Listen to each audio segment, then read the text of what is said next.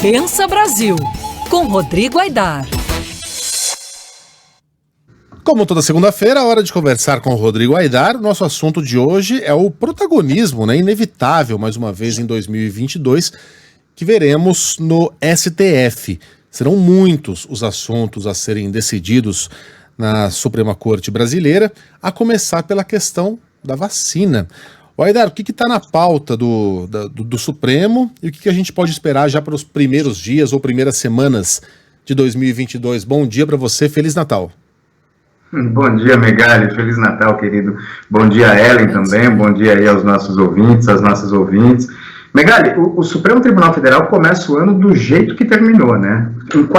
Vai começar, aliás, enquadrando o governo para que haja ações efetivas de combate à Covid-19.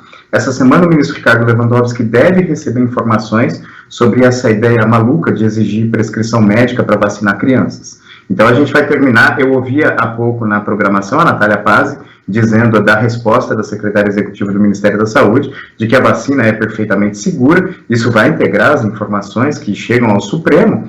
Então, a gente vai terminar 2021 e começar 2022 com a impressão de que o ano está continuando. É o governo sabotando a vacinação o quanto pode, se omitindo de fazer o que é certo, e o Supremo, na prática, colocando as ações de combate ao coronavírus em movimento graças aos processos que chegam ao Supremo Tribunal Federal sobre isso. Na primeira semana de fevereiro, agora em janeiro a gente vai ver algumas decisões. O ministro Ricardo Lewandowski deve decidir essa questão urgente da vacinação de crianças, e a tendência, tanto a decisão monocrática do ministro, como no começo de fevereiro, quando a corte se reunir, Megali, é a de que se decida de que não é necessária a prescrição médica, porque quando você tem a campanha de poliomielite, por exemplo, a gotinha, ou qualquer outra vacina, sarampo, BCG, tríplice viral, você não exige prescrição médica, você faz a campanha no Plano Nacional de Imunização e imuniza todas as crianças. Por quê? Porque o órgão técnico, que é o órgão do Estado, que é a Anvisa, que não fica ali navegando ao sabor de governo de plantão, disse que a vacina é segura. Se a vacina é segura, você tem uma pandemia, você faz um plano nacional e vacina, você não pede prescrição médica. Essa é a tendência no Supremo Tribunal Federal, e é a tendência também que o Supremo decida as ações na segunda semana de fevereiro. Na primeira, a pauta do Supremo está um pouquinho diferente. Tem dois assuntos bem interessantes. O primeiro diz respeito também à pandemia, que é aquela questão de restringir operações policiais em comunidades do Rio de Janeiro durante a pandemia. O Supremo já tinha decidido que as operações policiais em comunidades devem ser feitas em caráter absolutamente excepcional, a necessidade delas justificada por escrito, e deveriam ser comunicadas ao Ministério Público e acompanhadas pelo Ministério Público. Houve reclamações de que essas regras foram descumpridas, em vários casos, e por isso o PSB, que é o partido que entrou com essa ação, recorreu de novo ao Supremo. O julgamento começou, só o ministro Edson Fachin votou até agora, mas o que eles pedem é que o Supremo obrigue o governo do Rio de Janeiro a fazer um plano de diminuição da letalidade nas operações policiais, principalmente depois do caso de Jacarezinho, que a gente acompanhou bem, com aqueles 28 mortos na comunidade, se fez uma pressão muito grande. Esse julgamento deve ser retomado na primeira semana. Na segunda, Megali, a gente vai ver na pauta do Supremo a outra questão, que é a pauta de vacinação. A pauta de vacinação é composta por, agora, 3 processos. Uma vai ser a vacinação em relação às crianças de 5 a 12 anos. A outra é exigência de comprovante de vacina para quem vem do exterior entrar no país. E a portaria do governo que proíbe a demissão e proíbe também que você use como critério de contratação a exigência de vacinação. Essas 3 questões vão estar na pauta da segunda semana do Supremo, e a tendência, Megali, é que se exija, assim, já tem as liminares do ministro Luiz Roberto Barroso, e quando você chega no Brasil, você tem que comprovar a vacinação, e também ele suspendeu a portaria que proíbe a demissão de trabalhadores que não se vacinem.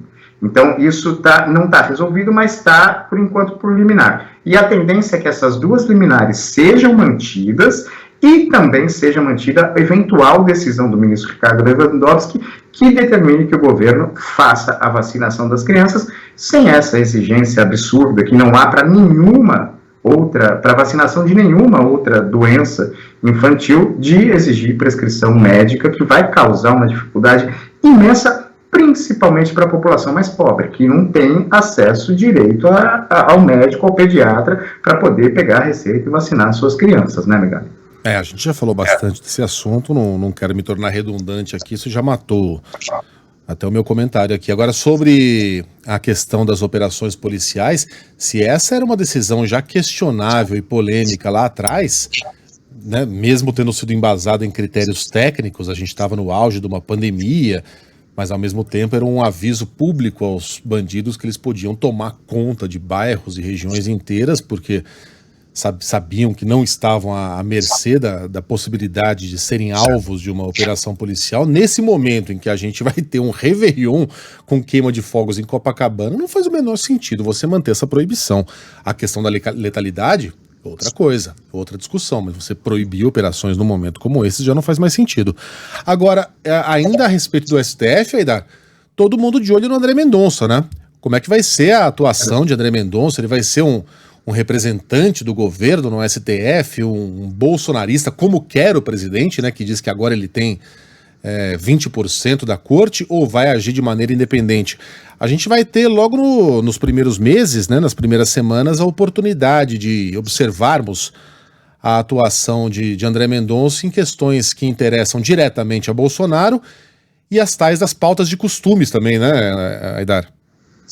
Exato, Megali, exato. A gente vai ter primeiro na pauta de costumes, tem uma ação que a gente vai ver bem se o André Mendonça vai manter esse conservadorismo da pauta de costumes que vem do presidente Jair Bolsonaro e do setor ao qual ele pertence, né? Do setor terrivelmente evangélico, digamos assim. Se detentas transexuais podem escolher ou não o presídio que vão cumprir a pena a qual foram condenadas.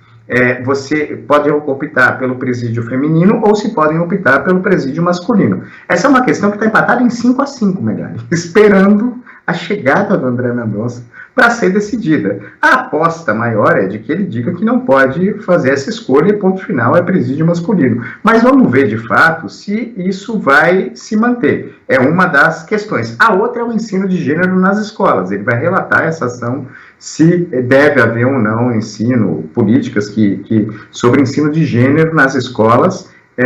Outra discussão que a gente vai ver como ele se comporta na pauta de costumes. Agora, tem uma questão muito interessante, Megali, que é o seguinte: ele vai relatar, estava com o ministro Marco Aurélio, ele vai relatar a ação que discute se o presidente da República pode bloquear seguidores nas redes sociais, por exemplo. E essa é uma ação muito interessante, porque, a princípio, a sua rede social é um espaço privado com o qual você interage com quem você quer, você bloqueia quem você quiser. No caso do presidente da República, ele faz anúncios pela rede social. Ele usa o Twitter quase como o diário oficial do Jair Bolsonaro. Neste sentido, ele pode ou não pode bloquear seguidores? Essa é uma das questões que está nas mãos do André Mendonça para relatar e que a gente vai ver como ele vai se comportar. E tem outra que também é interessante, Megali, que é a seguinte: existe um princípio constitucional que diz que precisa ser criado um imposto sobre grandes fortunas. É um comando constitucional, só que ele depende de regulamentação. A Constituição é de 88, a gente está em 2021, 33 anos, e nunca foi regulamentado. O que pede a ação? Que o Supremo determine que o Congresso, e dê prazo para que o Congresso regulamente esse imposto sobre grandes fortunas. Essa ação também está na mão do André Mendonça, a gente vai ver como ele vai se comportar. Se ele vai falar, isso é com o Congresso, não tem a ver com o Judiciário, a gente não tem que se meter, o que já vai dar um pouco o tom de como ele pode agir em relação ao Parlamento, ou se de fato ele vai agir e dizer, olha, é um comando constitucional, o Congresso está omisso e tem que cumprir. E aí impõe determinado prazo para que o Congresso delibere sobre o tema. Essas são só algumas das questões que a gente vai ver aí na pauta do Supremo, nas mãos do André Mendonça, e começar a medir por onde ele vai. É muito interessante, né, Aidar? Pra gente aqui, né, Ellen, que somos...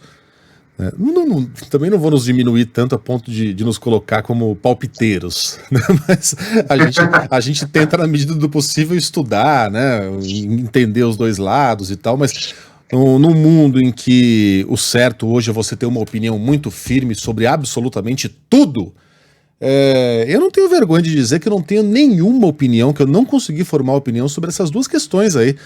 A questão das redes sociais é dele. Eu tendo a defender a liberdade individual de você fazer o que bem entender na sua rede social, se você não cometer um crime. E também que a empresa tem a liberdade de banir eventualmente uma conta se achar que aquilo não condiz com seus princípios, mostra a porta da casa e um abraço. Mas por outro lado é um meio de comunicação oficial da presidência, né? Suboficial, mas é um meio de comunicação. Você privar uma pessoa da comunicação presidencial, especialmente um jornalista, não sei. A questão das transexuais nos presídios, você dá o direito a uma pessoa de escolher onde quer ficar e colocar alguém ali que, por mais que seja legalmente considerada uma mulher, tem o corpo de homem, tem a estrutura física e óssea de um homem no meio de mulheres, eu sinceramente não sei. Não sei.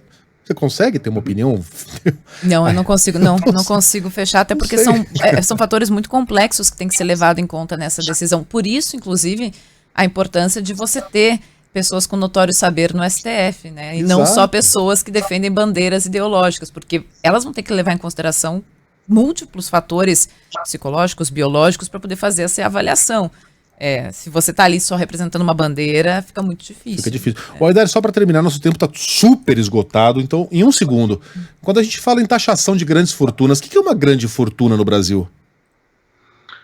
Olha, isso também tem que ser colocado pelo Congresso Nacional, Megali, porque a Constituição não dá um direcionamento. Então, o Congresso Nacional, além de taxar, precisa definir o que é grande fortuna. Existem alguns projetos de lei, e grande fortuna é grande fortuna mesmo. Até aquela piada, né? Olha, você que tem aí classe média alta, que tem o seu pajeiro, não se preocupe que você não vai ser taxado por esse imposto. Quem tem dinheiro de verdade. Mas não está previsto na Constituição um valor, Megali. Então o Congresso tem que regulamentar também isso. Pô, eu que não tenho a menor condição nem de sonhar com um pajeiro, então tô tranquilo, tô observando de longe. Tem pajeiro, vai ter um carro de tiozão, vamos combinar, que Megali anda com uns carros de tiozão. Assim, aquele ali? Aquele da Ana. Aquele... não, outro aquele. Mas aquele eu ganhei. Aquele mas é de tiozão, te informo. A cavalo dado não se olha os dentes. Oi, Dá, então é isso. Um beijo pra você, boa semana, bom ano novo e até segunda-feira. Beijo, Megali, beijo, Ellen, um beijo aí pros nossos ouvintes, valeu.